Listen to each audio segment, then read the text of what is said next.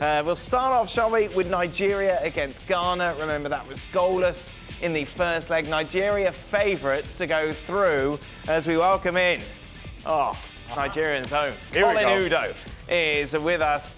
Looking ahead to this game, both teams they can't be as bad as they were in the first leg, Colin. Oh no, certainly not. This should be a very, very good game. And I hope that of all the games going on this weekend, that's the one you choose to watch, because I still got a bone to pick with you for calling Senegal-Egypt the biggest game of the weekend last time out. Well, yes, I know, but I'm not from Nigeria, Colin, so don't start having a go at me for that.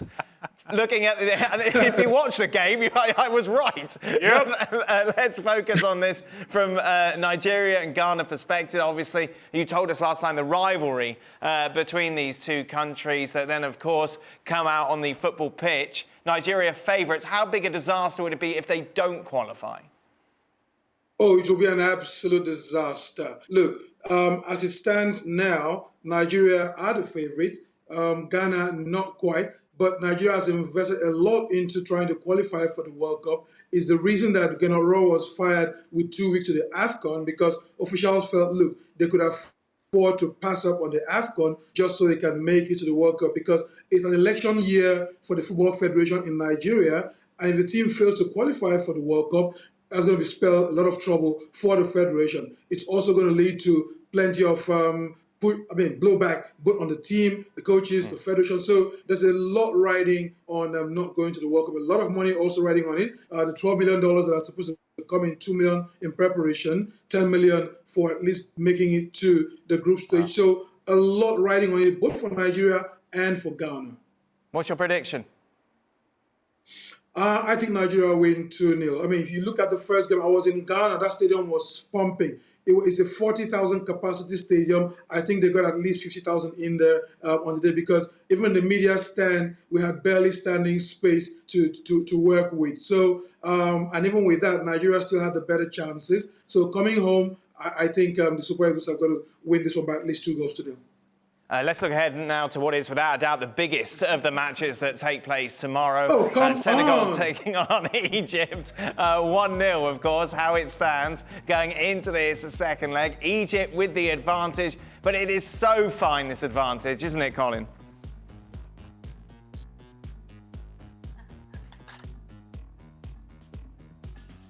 Colin's either refusing to talk to us because I've Oh, no, sorry, I wasn't. I thought you were still going on. I didn't know you finished. He does not want to talk about Senegal and Egypt. You played me very well then. I was panicking. Let's get Ali get ready to talk about Senegal. Right, Colin, who have you got going through this one? Oh, yeah. I fancy Senegal for this one, to be honest. I mean, they've got a brand new stadium that they've built there. And, you know, we saw them. They're African champions. They beat Egypt on penalties at the AFCON. And 1-0 is a very small lead. And I think that Senegal have got the resources. They've got the personnel to overturn that and get past Egypt and make it to the World Cup. Senegal then to go through, according to Colin. Meanwhile, Algeria in action against Cameroon. This one 1-0. Going into the second leg. No surprise when you take a look at who's the favourite. Algeria, of course, with that advantage and at home for the second leg. Big favourites. This would be a huge upset if Cameroon get this done, wouldn't it, Colin?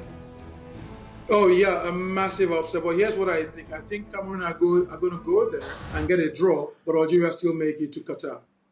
Yeah, that's the way it's looking, isn't it, considering that 1-0 advantage they picked up in the first leg. Elsewhere, you've got Morocco taking on Congo. That one 1-1 after the first leg. According to the bookies, the home advantage will pay for Morocco.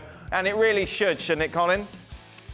Oh, most definitely. I mean, Morocco are a superior team. Congo DR, they've got some great players coming through. I think I mentioned Bakambu the last time, but Morocco are just going to be way too strong for them, especially playing at home. When you go to a North African stadium and you sit down there as an opposition team or fan, you just don't feel like you're going to come up with anything.